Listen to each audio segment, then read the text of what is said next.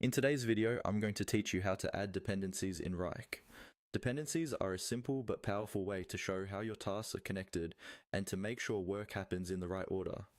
For example, you might have a design task that needs to be completed before a development task can start. By adding dependencies, Wrike can help you visualize these relationships and keep your schedule realistic. First, make sure you're in your Wrike workspace, looking at the folder or project where your tasks are stored. It's easiest to work from a view where you can clearly see individual tasks, such as the table or list view. Start by clicking on a task that you want to connect to another task. This opens the task panel on the right-hand side of your screen.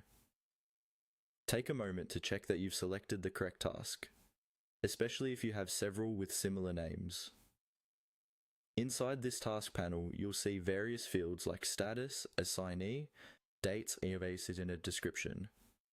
Look for the option labeled Add Dependency. This is usually found in the scheduling or timing section of the task, near the start and due dates. Go ahead and click on Add Dependency.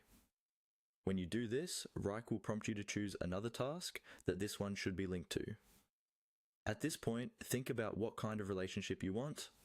In many workflows, you'll use a Finish to Start dependency, which means the first task must be finished before the next one can begin.